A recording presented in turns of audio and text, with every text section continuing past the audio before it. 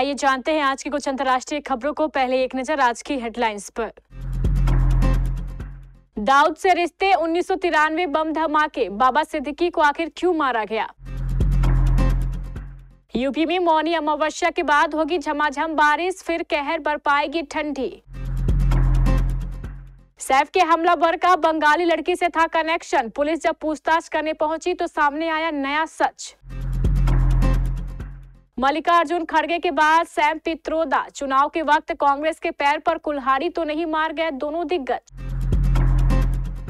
मौनी अमावस्या के दिन होगा महाकुंभ का दूसरा अमृत स्नान। आज सीएम नीतीश कुमार पूर्णिया को देंगे 500 करोड़ की सौगात। 18 फरवरी तक बढ़ा इजरायल हिजबुल्लाह युद्ध विराम समझौता, अमेरिका ने कहा हम रख रहे नजर। चीन के एआई मॉडल डीप सिक को लेकर ट्रंप ने चिताया, इजरायल की आयरन डोम जैसा हथियार बनाने की तैयारी में अमेरिका। मंडे टेस्ट में अक्षय कुमार के स्काई फोर्स पास हुई या फेल। और इंग्लैंड के लिए करो या मरो की जंग, अब राजकोट में सीरीज जीतने उतरेगी भारतीय टीम। कुख्यात अपराधी अनमोल बिश्नोई ने दाऊद इब्राहिम से संबंध और 1993 के मुंबई धमाकों में संलिप्तता को लेकर राष्ट्रवादी कांग्रेस पार्टी के नेता बाबा सिद्दीकी पर हमला करने का आदेश दिया था। सिद्दीकी की हत्या के मुख्य शूटर शिव कुमार गौतम ने पुलिस को दिए अपने बयान में यह बात कही है। गौतम का इकबालिया बयान महाराष्ट्र के पूर्व मंत्री बाबा सिद्दीकी की 12 अक्टूबर को हुई हत्या के सिलसिले में दायर चार्जशीट का हिस्सा है। मुंबई के बांद्रा ईस्ट इलाके में सिद्दीकी की उनके बेटे जिशान सिद्दीकी के कार्यालय के बाहर 3 हमलावरों ने गोली मारकर हत्या कर दी थी। शूटर गौतम ने यह भी दावा किया है कि उसे बाबा सिद्दीकी या जिशान सिद्दीकी को मारने के लिए कहा गया था और इसके बदले उसे 15 लाख रुपए देने का वादा किया गया था। उसने पुलिस को बताया है कि वह पुणे में कबाड़ इकट्ठा करता था और सह आरोपी हरीश कुमार कश्यप को सामान बेचता था। यूपी में लगातार मौसम में उलटफेर का दौर जारी है। इन सब के बीच मौसम विभाग का ताजा अपडेट सामने आया है। मौसम विभाग की ओर से जारी बुलेटिन के मुताबिक यूपी में फिर बारिश का दौर शुरू होने वाला है। 31 जनवरी से यह सिलसिला शुरू होगा।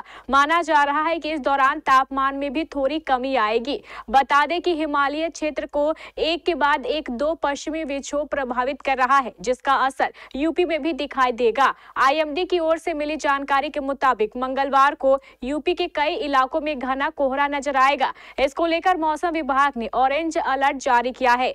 अनुमान है कि बिजनौर, मुरादाबाद, रामपुर, बरेली, पीलीभीत, लखीमपुर खीरी, सीतापुर, बहराइच, श्रावस्ती, गोंडा, सिद्धार्थनगर, महाराजगंज, गोरखपुर और देवरिया में सुबह या देर शाम के समय घना कोहरा दिखेगा।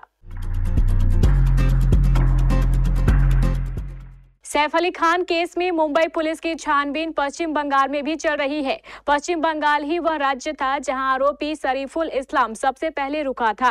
बांग्लादेश से अवैध तस्करी से भारत में दाखिल होने के बाद शरीफुल ने पश्चिम बंगाल में कुछ हफ्ते बिताए थे। मुंबई पुलिस ने यहां नदिया और मुर्शिदाबाद जिले में पूछताछ की। इन दोनों जिलों में शरीफुल इस्लाम जहां जहां गया था उस हर जगह पर पुलिस भी पहुंची।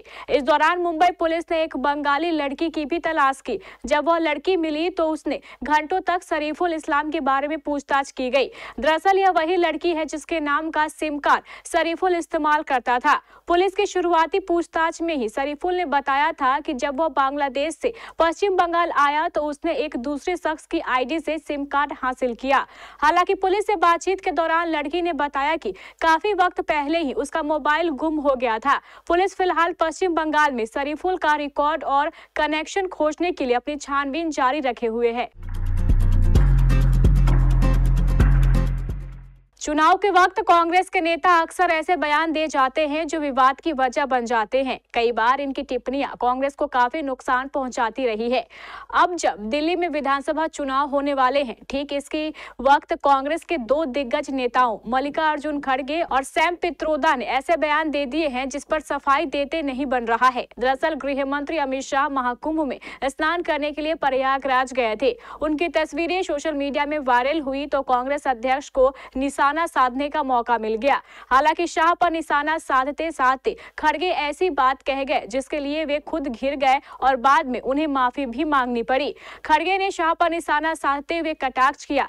भाजपा के नेताओं में कैमरे के सामने डुबकी लगाने की होड़ मची है। भाजपा नेता तब तक डुबकी लगाते रहे हैं जब तक कि यह कैमरे पर अच्छा ना लगे।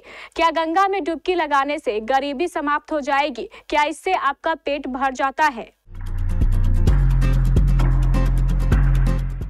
प्रयागराज में 13 जनवरी से महाकुंभ 2025 शुरू हो चुका है और दुनिया भर से साधु संत से लेकर श्रद्धालु मेले में पहुंच रहे हैं। हर दिन लाखों श्रद्धालु संगम स्नान का पुण्य प्राप्त कर रहे हैं। महाकुंभ मेले में अमृत स्नान का बहुत अधिक महत्व होता है। महाकुंभ में पहला अमृत स्नान हो चुका है और दूसरा अमृत स्नान मौनी अमावस्या के दिन होगा। अमावस्या की तिथि होने के कारण इस स्नान का बहुत अधिक महत्व है। मान्यता है कि इस दिन किए गए दान से कई गुना पुण्य प्राप्त होता है। मौनी अमावस्या को दूसरे अमृत स्नान में करोड़ों श्रद्धालुओं के संगम में डुबकी लगाने का अनुमान है। मौनी अमावस्या का दिन पितृदोष से मुक्ति के लिए, श्राद्ध, तर्पण और पिंडदान के लिए उत्तम माना जाता है। मंत्री नीतीश कुमार प्रगति यात्रा के दौरान आज पूर्णिया आ रहे हैं, जहां वह करीब 500 करोड़ रुपए की योजनाओं का उद्घाटन और शिलान्यास करेंगे। मुख्यमंत्री नीतीश कुमार पूर्णिया में सबसे पहले सुबह 11 बजे मजरा पंचायत के कामाख्या स्थान पहुंचेंगे, जहां वह सबसे पहले मां कामाख्या मंदिर में पूजा अर्चना करेंगे। फिर जीविका दीदी से बात करेंगे। इसके साथ मुख्यमंत्री जिला प्रशासन द्वारा लगाए गए कई स्टॉल का निरीक्षण भी करेंगे। सीएम नीतीश कुमार यहां कई योजनाओं का उद्घाटन और शिलान्यास करेंगे। मुख्यमंत्री धमदाहा विधानसभा क्षेत्र में ही करीब 200 करोड़ की लागत से कई योजनाओं का उद्घाटन और शिलान्यास करेंगे, जिसमें मुख्य रूप से ठोकवा मोड़ से एयरपोर्ट तक रोड का शिलान्यास, भुटहा मोड़ से शहर के उत्तरी छोर का रिंग रोड बाईपास का शिलान्यास मुख्यमंत्री द्वारा किया जाएगा। वहीं समाहरणालय में बने अत्याधुनिक सभागार का भी मुख्यमंत्री उद्घाटन करेंगे। इसके अलावा रणभूमि मैदान में खेल ट्रैक और स्विमिंग पूल का शिलान्यास करेंगे। मुख्यमंत्री के आगमन को लेकर सुरक्षा की पुख्ता व्यवस्था की गई है। बड़ी संख्या में पुलिस बल को सुरक्षा व्यवस्था में लगाया गया है। इजराइल हिजबुल्लाह समझौते को अब 18 फरवरी तक बढ़ा दिया गया है। अमेरिकी व्हाइट हाउस ने कहा है कि इजराइल के सैनिकों की लेबनान से वापसी न होने के चलते यह फैसला लिया गया है। व्हाइट हाउस ने कहा है कि हिजबुल्लाह और इजराइल के बीच अमेरिका की निगरानी में चल रहा समझौता 18 फरवरी 2025 तक प्रभावी रहेगा। व्हाइट हाउस ने यह भी कहा है कि अमेरिका लेबनानी कैदियों की वापसी के लिए इजराइल और लेबनान के साथ बातचीत भी करेगा। दरअसल उत्तरी मोर्चे पर लड़ाई को समाप्त करने के इजराइल और हिजबुल्लाह के बीच 2 महीने के युद्ध विराम का समझौता हुआ था। समझौते की शर्त के तहत जहां इजरायली सेना को दक्षिणी लेबनान से हटना था, तो वहीं हिजबुल्लाह लितानी नदी के दक्षिण में सीमा पर अपनी सशस्त्र मौजूदगी खत्म करेगा। जैसे ही इजरायली सेना दक्षिणी लेबनान से हटेगी, लेबनानी सेना इस खाली क्षेत्र में हजारों सैनिकों को तैनात करेगी। इसके साथ ही लेबनानी सेना दक्षिणी लेबनान में पहले से ही मौजूद संयुक्त राष्ट्र पर्यवेक्षक बल को भी तैनात करेगी। अमेरिका के राष्ट्रपति डोनाल्ड ट्रंप के चीन के नए एआई मॉडल डीप सीक को अमेरिका के लिए चेतावनी बताया है। उन्होंने अमेरिकी कंपनियों को एआई मॉडल से जीतने के लिए काम करने को कहा है। इसके अलावा ट्रंप नई वायु रक्षा प्रणाली आयरन डोम जैसे हथियार के निर्माण पर जोर दे रहे हैं। इसे लेकर वे एक कार्यकारी आदेश पर हस्ताक्षर करने वाले हैं। अमेरिकी राष्ट्रपति डोनाल्ड ट्रंप ने रिपब्लिकन कांग्रेस की बैठक में कहा कि चीनी कंपनी द्वारा डीप सीक एआई जारी करना हमारे उद्योगों के लिए एक चेतावनी है। हमें इसे जीतने के लिए प्रतिस्पर्धा पर पूरा ध्यान देना होगा। उन्होंने कहा है कि यह सकारात्मक भी हो सकता है, क्योंकि हमको अरबों खरबों खर्च करने के बजाय कम खर्च में नए नवाचार करने होंगे। चीन ने हाल ही में अपना एआई मॉडल डीप सीक जारी किया है। इसके जारी होने के बाद एआई उद्योग को सेमीकंडक्टर देने वाली अमेरिकी चिप निर्माता कंपनी एनवीडिया के शेयरों में भारी गिरावट आई है। कंपनी के शेयर के बाजार मूल्य में $600 बिलियन का घाटा हुआ है। वहीं शपथ ग्रहण के तुरंत बाद डोनाल्ड ट्रंप एआई के बुनियादी ढांचे में $500 अरब के निवेश की घोषणा कर चुके हैं। अक्षय कुमार और वीर पहाड़िया की aerial action film Sky Force 24 जनवरी को सिनेमाघरों में रिलीज हुई।